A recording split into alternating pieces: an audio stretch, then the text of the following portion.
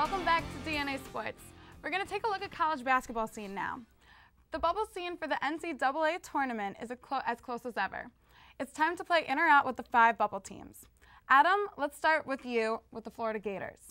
Florida Gators, I have them in. They're 7-3 their last 10 games. Their RPI is 47, which is pretty high. They got a good strength of schedule, and they're a good road record at 5-3 right now, so I think they're in. Adam, I mean, I wish you for once would talk about good facts that actually make sense when it comes into the bubble watch. They have a horrible loss against South Alabama. South Alabama isn't even consideration for the bubble. They're a team that is pretty much playing to ruin other teams' years, and that's exactly what they did. They beat Florida. Now, their only marquee win they have is against Tennessee. They haven't beat any other really top-tier teams yet this year. They're 2-6 against the RPI's top 50. I mean, and how far do you think they can go into the tournament if they've only beaten 2 teams in the top 50? You know, I don't believe they go that far. I think Florida's out. They're just not the team they used to be, and for whatever reason, they lost a lot of talent. And you know, Urban Meyer's their coach. He hasn't done a good job with this year's squad. Okay, Dave, we're going to stick with you. What do you think about Illinois? I think Illinois is in. You know, they had a lot of convincing wins. They beat Vanderbilt, Wisconsin, Michigan State, and Clemson.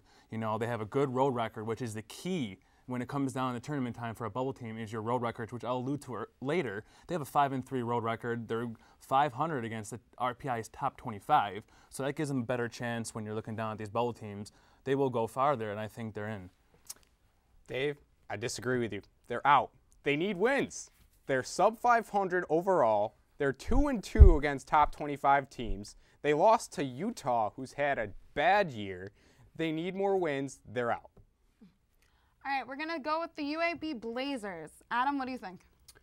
Well, the NCAA tournament looks how your last 10 games are to determine if you're a bubble team, in or out. They've 7-3 in their last 10. They got an RPI of 32, which is a good RPI yet again, and they are a heavy favorite to win their conference tournament. If they win their conference tournament, they're in. Yeah, if you win your conference tournament, no matter what conference you're in, that's always going to do good for you when you're a bubble team. But they have a lot of big losses this year at home. They've lost to UTEP. They lost to Marshall. Both those teams are teams that don't really have any talent on them, Adam. I mean, they're a D1 school, so they do have talent, but any loss they have right now at this point, Adam, there is a huge loss. They cannot win. They cannot lose any more of their games. And it's what's going to happen with them is your classic case of a small school getting left out. I'm not saying they're not talented. I'm not saying they don't deserve to be in, but right now, looking at their stats, looking at their standings, I don't believe they're going to be in at this point. All right, Dave, you're up with the Big 12's Oklahoma State Cowboys. What do you think? You know, for some reason, all these teams, I don't think they're in. All these teams you're giving me, I don't think any of them are good enough. I mean, they have a horrible road record, like I alluded to earlier. They're only 3-5. You know, you got to get it done on the road if you're going to win, because a lot of these teams aren't going to be playing close to home if you're lower seeds in the tournament. So if you can't win on the road in the regular season, you can't win on the road in your conference tournament, you're not going to win on the road in the big tournament. You know, they're only 4-6 against the RPI's top 75. That's better than some other teams we talked about earlier, but you know, when you get to the top 75, you get to some teams that might not even be in the big dance, and you're below 500, and they have a tough ending schedule. They need to win out again, like I alluded to before, and you know, I don't think they're going to win out. If they don't win out, they have a really tough shot at getting in. Well, Dave, I disagree with you again. I think they're in. They're in the Big 12 conference, tough conference. Strongest RPI out of any team we've talked about so far here today. Their strength of schedule is a 39, and they won against Kansas State, who is in the top 10. Kansas State has beaten Kansas, who's number 1 in the polls right now, twice. So they have a good win against a tough team in the top 25. Their conference tournament's going to speak it all. They'll probably go deep in that. I think they're in. Okay, last week you both said that UConn was out, the UConn Huskies. Have either of you changed your minds? I haven't, no. I think they're still out. They got a 2-6 road record. You don't play at home in the NCAA tournament. So if you can't play on the road, you're not going to do very well. They've had coaching issues. Stanley Robinson hasn't been there at times. Sometimes he has been, but he's the only good player on their team that's actually played well this season. And their only chance to make the tournament is to win in the Big East Conference tournament. They're facing top teams like Syracuse, West Virginia. They're not going to get in. You know, I still think they're not going to get into the big dance, but I think they control their own destiny. They are one of the few teams that has the capability that they can get into the big dance if they play their ball right.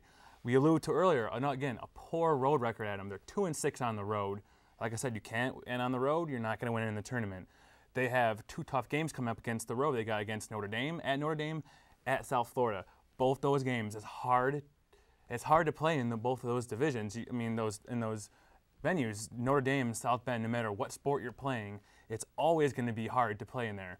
But they have the talent. There's no doubt they don't have the talent to win out. They win out, then you look at the Big East. They're probably going to be a lower seed in the Big East for that reason.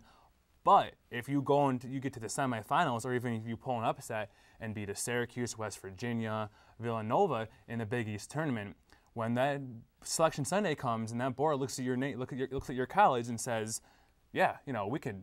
They definitely in the last 3 weeks they showed us why they should be in the dance. But again, you lost to Michigan, you lost to Providence, you lost to Marquette, and you lost to Cincinnati twice. Yeah. In the regular season, it's not looking like it's going to be in there. No. But I mean, UConn does control their own destiny. So yeah, they basically need to win the Big East tournament, which is tough to do. Coach Calhoun's been out. Their bench scoring has been horrible. They haven't put up the points. They've had a couple tough losses, but basically you need to win out. And you talked about there's a ton of top 25 teams going to be in that Big East tournament, and the Big East tournament winner gets an automatic bid, but they have to face a lot of teams who are going to go deep in the NCAA tournament. We're talking about Elite 8 teams, Final 4 teams. I have Syracuse winning it all once the tournament bracket comes out, but if you got to face West Virginia, Syracuse, and Villanova just to get into the Big East championship and then win the game, they're out. You said they got to play Syracuse, who you, for some reason, I don't know why, have them win everything, because the way Syracuse has been playing the last few weeks against those big teams, well, that's a topic for another day. But, you got Syracuse, who is probably going to be a #1 seed in the tournament before the Big East tournament. Why I have them winning. So if you look at Syracuse and you say, oh, they're going to be a #1 seed regardless of how they do in the Big East tournament. So Syracuse may or may not be playing 100%. So they had the potential, because you have a lot of these teams who have already, stamped what their seeds are going to be in the Big Dance and the Big East that might, be playing rest some of their starters midway through the game. There's a lot of things in place for UConn, but if they play right and they capitalize on that, I think they do win the Big East. Mm-hmm. I just have a quick question. What are your guys' top picks? Adam? Oh, well, Syracuse. Syracuse is going to be a #1 team. They face the toughest conference in college basketball. I've heard that SEC stronger bit. SEC is not stronger. ACC has had a down year. So I think it'll be 2 Big East teams, Syracuse and Villanova. They both haven't had very convincing wins, but they're still wins. They're still winning, Dave.